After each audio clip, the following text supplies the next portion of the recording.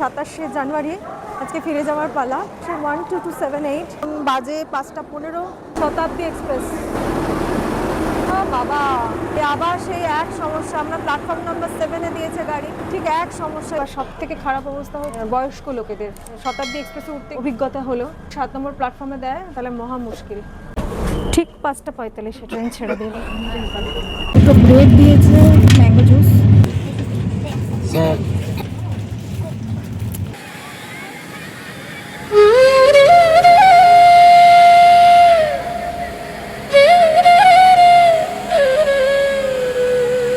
গ্রীষ্মের প্রখর দাবদাহই হোক বা সমুদ্রের বুকে বর্ষার উত্তাল জলদগম্ভীর মেঘের ভ্রুকুটিই হোক, অথবা হাড় কাঁপানো শীতের মিঠে রোদ মেখে স্বর্ণাভ সৈকতে বসে অনন্ত সমুদ্রে অনন্তশায়ী নীলমাধবের রূপ কল্পনা করাই হোক, সব নিয়ে 8 থেকে 80 সকলের কাছে পুরী হৃদয়ের এক অদ্ভুত আবেগের নাম।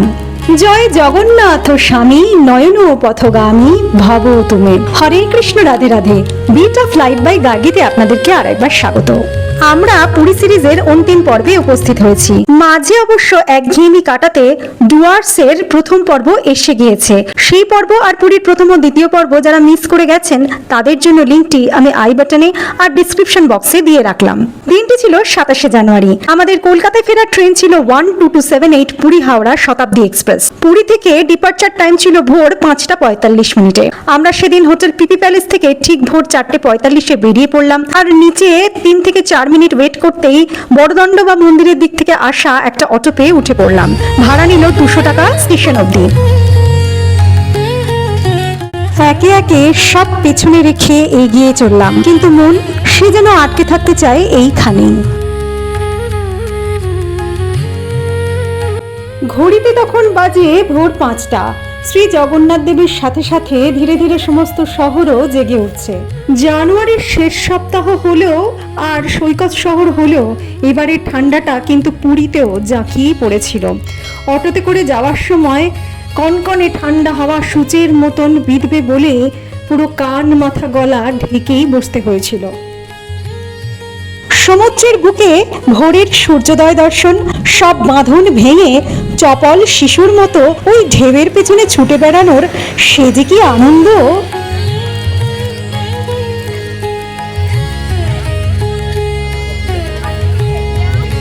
রং বেরঙের পসরায় সাজানো স্বর্গদ্বার বিচ মার্কেট, পুরীর সমুদ্রের ইউনিক সে গর্জন।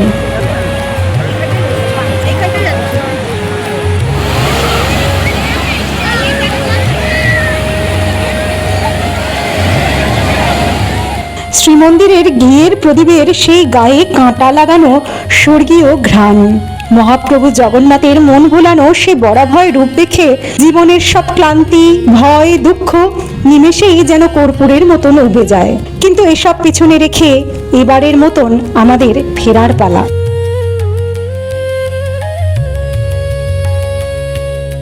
পৌঁছে গেলাম স্টেশনে। হাওড়া পুরী বন্দে ভারত যে ব্লকটা ছিল সেখানে তো আপনাদের বলেইছিলাম যে পুরী স্টেশন কমপ্লিটলি রেনোভেট হচ্ছে। বড় বড় ট্রেন যেমন বন্দে ভারত বা দুরন্ত এক্সপ্রেস বা শতাব্দী, এগুলো থেকে মানুষ যাতে ঠিক মতন ওঠানামা করতে পারে সেই অনুযায়ী প্ল্যাটফর্মগুলোর উচ্চতা বাড়ানো হচ্ছে। আর সেই জন্যই পুরীতে আসার সময় পুরী স্টেশন অবধি অনেক ট্রেনই কিন্তু আসছে না। সেগুলি পুরীর ঠিক আগের স্টেশন মালতীপাতপুর স্টেশন অবধি আসছে। তারপর ওখানে নেমে গভর্নমেন্টের তরফ থেকে বাসের ব্যবস্থা রাখা হচ্ছে। টিকিট যদি দেখান তাহলে বিনামূল্যে আপনাদেরকে মালতীপাতপুর স্টেশন থেকে বাস পুরী স্টেশনের সামনে পৌঁছে দেবে। তারপর ওখান থেকে আপনি অটো টোটো ধরে নিজের গন্তব্য মানে পৌঁছে যেতে পারেন। পুরী স্টেশন একদম ঢেলে সাজাচ্ছে, পুরো আমূল চেঞ্জ হয়ে যাবে, বুঝতেই পারছেন আশা করি। ট্রেন অলরেডি বোর্ডে দিয়ে দিয়েছে, দেখলাম পুরী হাওড়া শতাব্দী এক্সপ্রেস আসছে 7 নম্বর প্ল্যাটফর্মে। আজকে 27শে জানুয়ারি আজকে ফিরে যাওয়ার পালা। আমরা সকাল 5:45 12278 হাওড়া জনশতাব্দী এক্সপ্রেস, সেইটার টিকিট কাটা আছে, এসি চেয়ার কার C8-এ চলে এসেছি প্ল্যাটফর্মে খুব তাড়াতাড়ি। প্ল্যাটফর্ম নাম্বার 7-এ দিয়েছে গাড়িটা। এটা হাওড়াতে গিয়ে 2টো নাগাদ পৌঁছবে। আর পিপি প্যালেসের সামনে থেকে আমরা আগে অটো বুক করে রেখেছিলাম, বাট সে অটোওয়ালাকে ফোন করে পাওয়া যাচ্ছে না। হোটেল থেকে নেমে পিপি প্যালেসের সামনে থেকে নেমে, মানে যেটা ওটা বালিশাহী ঠিকানাটা, একটু দাঁড়ালাম 4-5 মিনিট। দাঁড়াতেই রানিং অটো আসছে, আসলে মন্দিরের সাইড থেকে তো অটোগুলো আসে। একদম ফাঁকা অটো পেয়ে গেলাম, মালপত্র চাপিয়ে চলে এলাম। অটো মানে এখানে তো ট্রেকার টাইপসের। চলুন প্ল্যাটফর্ম নাম্বার 7-এ যাই। ট্রেন মনে তো হয় না দিয়েছে এখনো।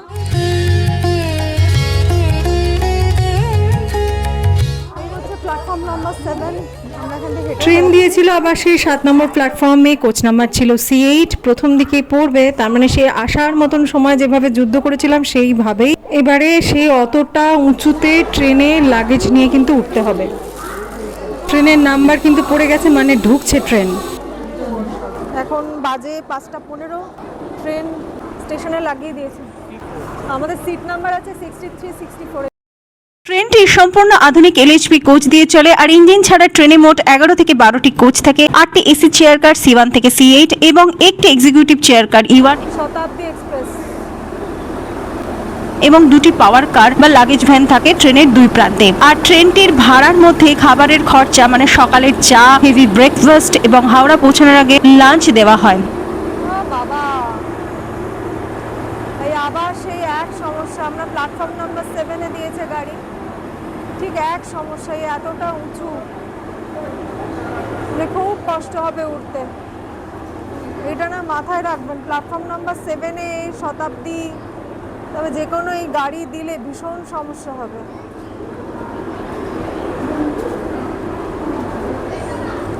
C8, এই আমাদের কোচ C8।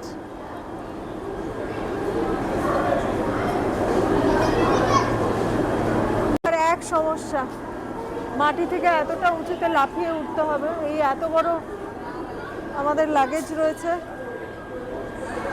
এটা নিয়ে সেই মাটি থেকে লাফিয়ে উঠতে হবে, বেশ কষ্ট হবে। এই তো আপনারা দেখিয়েছেন যে আসার দিন বন্দে ভারত এই 7 নম্বর প্ল্যাটফর্মে দিয়েছিল এবং ওঠানামা করতে কি রকম আমাদেরকে বেগ পেতে হয়েছিল, ঠিক সেই একই সমস্যা আবারও পড়তে হলো। কারণ শতাব্দী এক্সপ্রেস ওই 7 নম্বর প্ল্যাটফর্মে দিয়েছে এবং দেখতেই পেলেন যে কতটা দূরত্ব ফুটবোর্ড আর প্ল্যাটফর্মের মধ্যে। তো আমরা যেটা করলাম সেটা, আগে লাগেজটাকে ফুটবোর্ডে রেখে দিলাম, তারপরে একটু ঠেলে পেছনে সরিয়ে আমরা মইয়ের মতন ট্রেনের যে সিঁড়িটা আছে সেটা বেয়ে উঠলাম। যারা এসি চেয়ার কারে যাবেন তারা কিন্তু ভারী লাগেজ বা আমাদের মতন এরকম বড় ট্রলি কিন্তু আনবেন না, তাহলেই উপরে বাঙ্কে তুলতে কিন্তু ভীষণ কষ্ট পেতে হবে। চলুন একবার ট্রেনের ভেতরটা ঘুরিয়ে দেখায় কি কি আছে, কীরকম পরিষ্কার পরিচ্ছন্ন ইত্যাদি। ভেতরটা কিন্তু বেশ সুন্দর সাজানো, পরিষ্কার পরিচ্ছন্ন। সিটের কোয়ালিটিও বেশ ভালো, 3/2 সিটিং অ্যারেঞ্জমেন্ট। আর স্লাইডিং ডোর হাত দিয়ে টেনে খুলতে হয়, বন্দে ভারতের মতন অটোমেটিক না। স্লাইডিং ডোর আছে বন্দে ভারতের, যেমন আপনাদের সেন্সার লাগানো ছিল, এটা কিন্তু স্লাইডিং ডোর, বেশ ভারী। এই 12278 পুরী হাওড়া শতাব্দী express premium day reservation superfast ট্রেনটি ইস্ট কোস্ট রেলওয়ে জোন দ্বারা অপারেটেড হয়। ট্রেনটি সপ্তাহে 7 দিন পুরী থেকে হাওড়া প্রায় 502 কিলোমিটার পথ মাত্র 7 ঘন্টা 55 মিনিটে অতিক্রম করে, আর পুরী থেকে হাওড়ার মধ্যে মোট 6টি ইন্টারমিডিয়েট স্টেশনে স্টপেজ দেয়। 1:40-এ হাওড়া স্টেশনে পৌঁছাবে। একটু আপনাদেরকে স্টপেজগুলো বলে দিই কোথায় কোথায় দাঁড়াচ্ছে। 12278 হাওড়া শতাব্দী এক্সপ্রেস রোজই চলে। আচ্ছা, পুরীর পরেই হচ্ছে স্টপেজ ডাইরেক্ট ভুবনেশ্বর, এখান থেকে 62 কিলোমিটার দূরে, সেটা 6:45-এ পৌঁছাবে লেখা রয়েছে। তারপরে হচ্ছে কটক জংশন, যেটা এখান থেকে 90 কিলোমিটার দূরে, 7:08-এ পৌঁছানোর কথা লেখা রয়েছে। তারপরে হচ্ছে যাজপুর কেওনঝড়, যেটা এখান থেকে 162 কিলোমিটার দূরে, সেটা 7:58-এ পৌঁছানোর কথা। এরপর রয়েছে ভদ্রক, যেটা এখান থেকে 206 কিলোমিটার দূরে, আর সেটা 8:54-এ পৌঁছানোর কথা। তারপরে বালেশ্বর 268 কিলোমিটার দূরে, 9:36-এ পৌঁছানোর কথা। তারপর খড়গপুর জংশন, সেটা 384 কিলোমিটার দূরে, 11:15-এর সময় পৌঁছানোর কথা। তারপরে ডাইরেক্ট হয়ে যাবে হাওড়া জংশন, 499 কিলোমিটার দূর এখান থেকে, যেটা 1:40-এ পৌঁছানোর কথা। এবার দেখার বিষয় যে কতটা লেট হচ্ছে। এবার আসি ট্রেনের ফেয়ার প্রসঙ্গে। এসি চেয়ার কারের দাম 1125 থেকে 1415 এবং এক্সিকিউটিভ চেয়ার কারের দাম 2165। তবে এগুলি ডাইনামিক ফেয়ার, ডিমান্ডের ওপর এগুলি ওঠানামা করে। এছাড়াও ট্রেনের মধ্যে কিন্তু কোনো প্যান্ট্রি কার নেই, তবে হ্যাঁ অনবোর্ড ক্যাটারিং পরিষেবা কিন্তু রয়েছে। এই দরজাটা কিন্তু এই স্লাইডিং, হাত দিয়ে টেনে খুলতে হবে, বেশ ভারী। বন্দে ভারতে যেমন ওটা সেন্সার লাগানো ছিল, এখানে দরজাটা কিন্তু এখানে সেন্সর নয়, হাত দিয়ে টেনে খুলতে হবে, একটু ভারী আছে। পাশে হচ্ছে ওয়েস্টার্ন টয়লেটটা রয়েছে, আর এখানে একটা নাম্বার রয়েছে, যদি ক্লিনিং ইস্যু হলে এই নাম্বারগুলোতে ফোন করতে পারেন। টয়লেটটা দেখিয়ে দিই, একটু পুরনো দিনের বন্দে ভারতের মতন ওরকম 5 স্টার ফেসিলিটির মতন তো নয়, তবুও নর্মালি এই যে কল রয়েছে, এটা হ্যান্ড ওয়াশ রয়েছে, আর এই কমোড রয়েছে, জেট স্প্রে রয়েছে, ঠিক আছে মোটামুটি।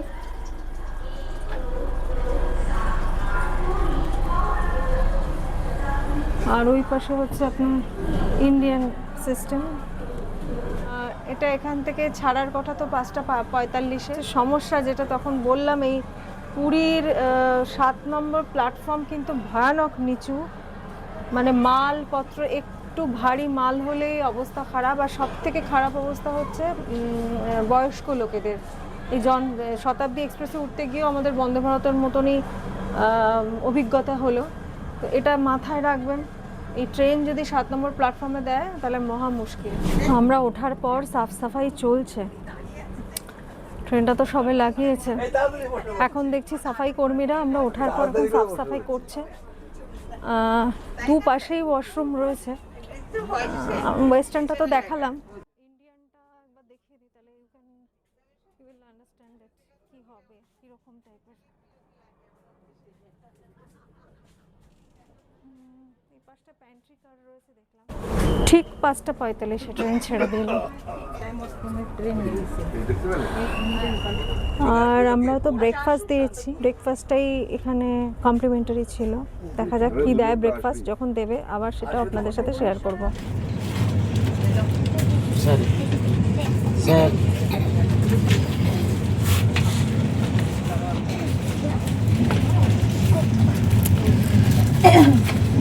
সাড়ে 6টা নাগাদ, এখন ঘড়িতে 6:30 বাজে, 6:30 নাগাদ চা দিয়ে গেল। চায়ের সাথে দেখুন কী কী দিয়েছে। দুটো ব্রিটানিয়া মারি টি কিট দিয়েছে, সাথে একটা চায়ের টি ব্যাগ, আর সুগার, আর এই যে দুধের স্যাশে। কফিটা ওঠেনি এখনো, কফিটা বললো ভুবনেশ্বর যখন আসবে তখন উঠবে। ব্রেকফাস্ট আসার আগে একটা চা কফির পর্ব চলে, আর এটাই হলো কমপ্লিমেন্টারি চা কফির পর্ব। এরপর চা কফি যদি খেতে চান তাহলে সেটা কিন্তু পেইড সার্ভিস।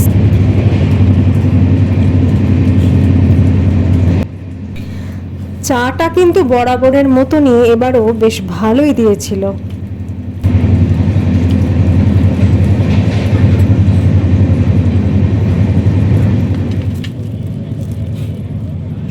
চা পর্ব শেষ হতেই ঠিক 7:10-15 নাগাদ ব্রেকফাস্ট দিয়ে গেল। যেমন আগে বলেছিলাম, এই ব্রেকফাস্ট কিন্তু ভাড়ার সাথে ইনক্লুডেড। 7:10-15 নাগাদ আমাদের ব্রেকফাস্ট দিয়ে গেল। ব্রেকফাস্ট একবার দেখিয়ে দিই কী কী আছে।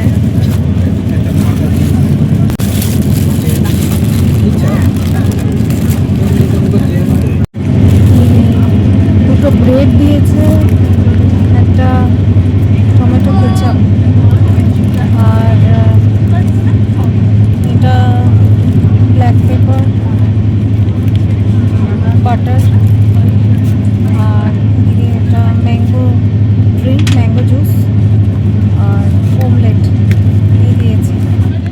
গাড়ি এখন মোটামুটি 20 মিনিট লেটে চলছে। বালেশ্বর ছাড়িয়ে খড়গপুরের দিকে যাচ্ছি। খড়গপুর আসতে এখনও দেখাচ্ছে 12-13 মিনিট মতন লাগবে। শতাব্দীতে দেখছি লাঞ্চও প্রোভাইড করছে, লাঞ্চ দেওয়া স্টার্ট হয়ে গেছে 11টা নাগাদই। সময় হচ্ছে 11:10, গাড়ি দেখাচ্ছে 11:30-40 দিকে খড়গপুর ঢুকবে।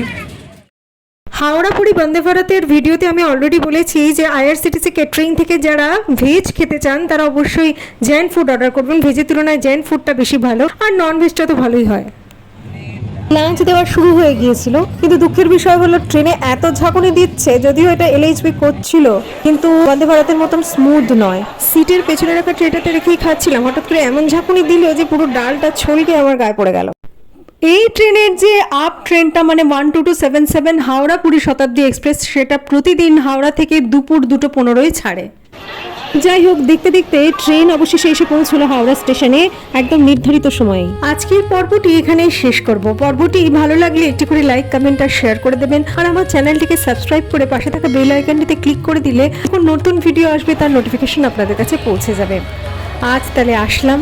ভালো থাকবেন, সুস্থ থাকবেন, সাবধানে থাকবেন। নমস্কার।